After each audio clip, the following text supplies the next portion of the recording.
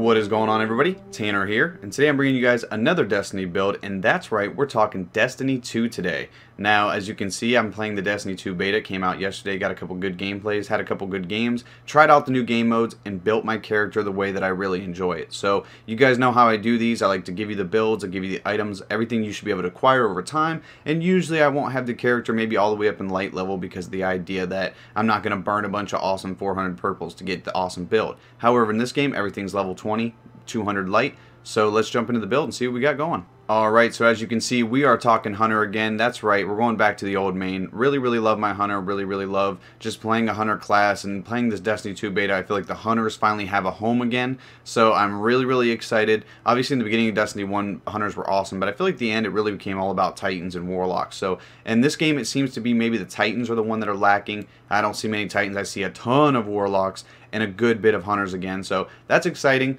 Let's jump into the build, see what we got going. Now, as you can see right off the start here, we're rocking a 580 build. Now, I really like resilience, slightly a little bit, right? I want to be able to take a little bit more damage before I die. I feel like when I had all mobility, I was just getting eaten by everybody. I couldn't finish them in the same amount of time they could kill me. But I do have 8 mobility because I still specialize in mobility. I am a hunter and I want to maneuver the map and move about it faster than anyone else, get to those lines of sight, things of that nature. And recovery, I just always feel like, you know, if you play your cards right, then you shouldn't have to worry about your recovery speed. You should be at a distance where you can engage the fight, get back and heal. Or just not take the damage and put out the damage you want to do and not take any in return. So that's why I don't mess with recovery too much. For me, so far in this game, I really love the little mix between resilience and mobility. So let's jump into the subclass. As you can see, we are running the Gunslinger again, the old school favorite. So glad they brought this one back. It's by far my favorite subclass from Destiny 1, and I'm sure it's going to be my favorite in this one as well. Now, as you can see off the start here, we're rocking the Golden Gun, summoning a flaming pistol that disintegrates enemies with solar light. So this is returning from the old one. It's going to be a little bit different now in this one. As you can see later on, I'll show you in the little top setup piece why it's different, but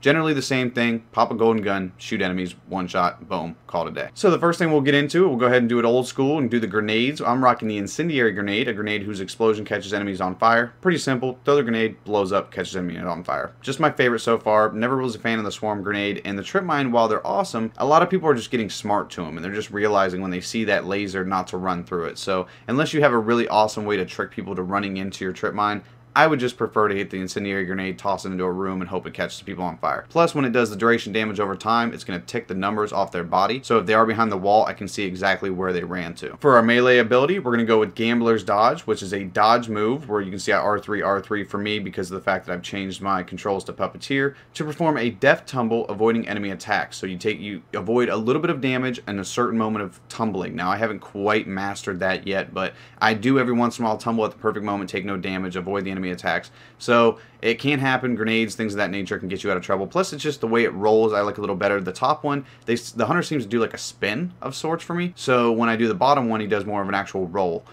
So that's why I really chose the Gambler's Dodge. Now for jumping, as I've always done in Destiny 1, I went with Strafe Jump. I'm not even sure if I think they call it Controlled Jump in the first one, but in this one it's called Strafe Jump. While airborne, jump a second time with strong directional control. So you guys know I've always liked these. You can jump forward, hit the button, and jump backwards really strongly, and just overall control has always been my go-to. Alright, and up in the top section where the Way of the Outlaw is defined, we have Explosive Knife. Throw a knife from a distance that explodes shortly after impact with this melee ability. So this is kind of a cool take on the throwing knife. Now I use it a little bit as a grenade of sorts. Maybe I use it as a tick sensor. I'll throw it, hit the wall, it'll explode, do a little tick damage to the guy as he runs around the corner, and I'll know he's still right over there. So, you know, things like that just make it special. Plus, it's just a nice throwing knife. If you hit somebody in the head, it still kills them. After that, we're rocking Chain of Woe, which was one of my favorite things from the first Destiny. Precision kills increase weapon reload speed for you and nearby allies. So you get your precision kill. Next thing you know, you're reloading like crazy, and anybody that's around me is also reloading like crazy. So I think the nearby allies is a new take on it. I don't believe that happened in the first game, but still awesome to get the reload speed from those precision kills. After that, we're rocking Deadshot. Significantly improves your ability to hit with a golden gun. Now, I've always liked this one in the first one as well. It didn't seem to be so much needed as long as you were a decent shot with it,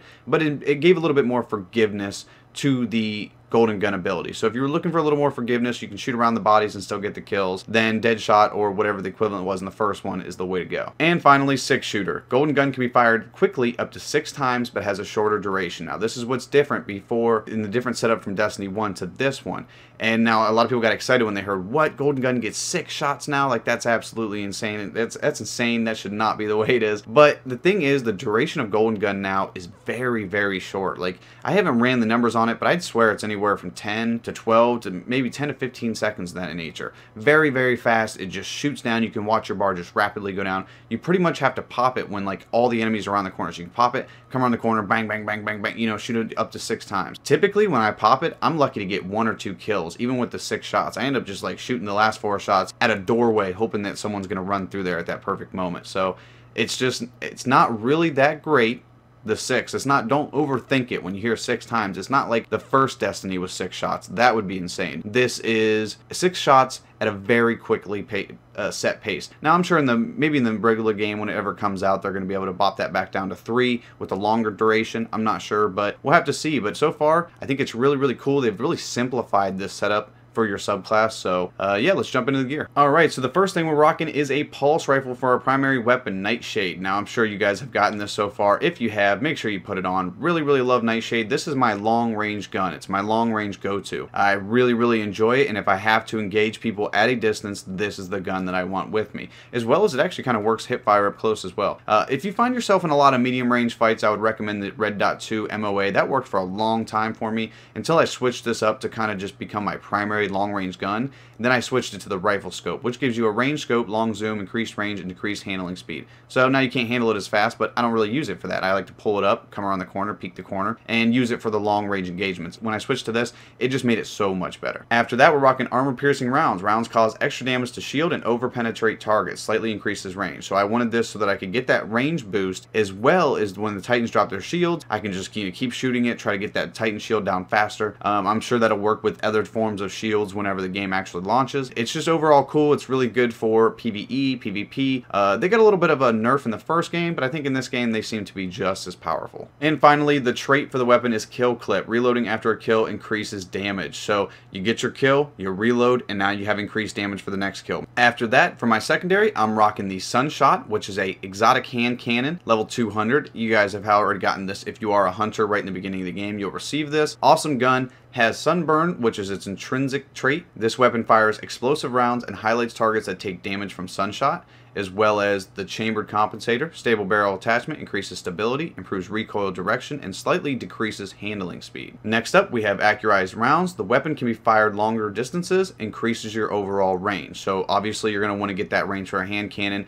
That allows me to use it up close as well as at a medium range if needed. The trait on this gun is a Sun Blast. Targets killed with Sunshot explode in solar energy. So if you kill somebody with this hand cannon, they're going to explode. And next is textured grip. Now this is the grip that's on the gun. The friction on this weapon's grip is particularly strong, greatly increases handling speed, and slightly decreases stability. So overall, really cool gun. Definitely recommend you guys use this if you have it. If not, if you're looking for another short range option, a submachine gun's another excellent choice. But this is the one that I've found so far that has worked excellent for me. And finally, for my heavy weapon, I guess these are still called heavy weapons, we're rocking the Copperhead 4SN sniper rifle. Awesome sniper rifle, semi-automatic, 7 rounds, 140 rounds per minute. Super, super good sniper.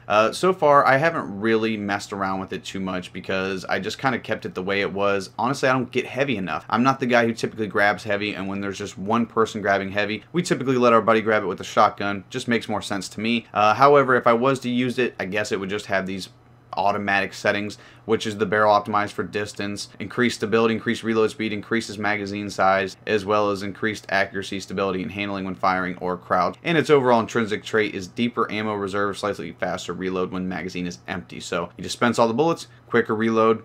I don't get purple that much though, so to me this is not that much of an important part of my setup. And for the shell, like everybody else, we're rocking the Last City shell for the ghost who call the Last City home. Pretty cool shell, enjoy that. Next we'll move on to the armor. Alright, so next up we have the helmet. Swordflight 4.1 is a helmet that has 200 defense. It is the PvP Crucible helmet of this game, I believe, is how this is working. You can get this gear from playing the actual PvP. You can choose to increase your resilience or your health recovery. Like I mentioned earlier, health recovery is not important to me, so we go with resilience. And if you can see, when you have this type of armor, it's going to specialize in the mobility first, with a secondary specialization in resilience. Not so much like some of the other pieces of the armor where it's full resilience, full mobility. These is a nice little balanced setup, and I enjoy that the most. So that's why I chose to rock this one. Same exact concept with the Sword Flight 4.1. We're going to rock resilience on it. Now the chest is the only piece that is actually just a natural piece that I got into the beginning of the game. It's the Frumious chest. It's a really decent chest piece. Now this is the reason I chose to stick with it. If you can see, it has a nice balance between mobility and resilience. These ones are still giving me my mobility, which honestly I kind of like that more. But with this one, it kind of gives me that nice little balance, gives me more resilience on the back end to kind of get my guy a little tougher. Same concept with my boots. So it's pretty much Crucible setup, just with the regular chest piece that you got from the beginning of the game. Super good. I really enjoy the setup, especially my ninja toes. If you can see, my shoes are actually slid into my big toe and my middle toe, so that's really cool. I'm looking like a ninja.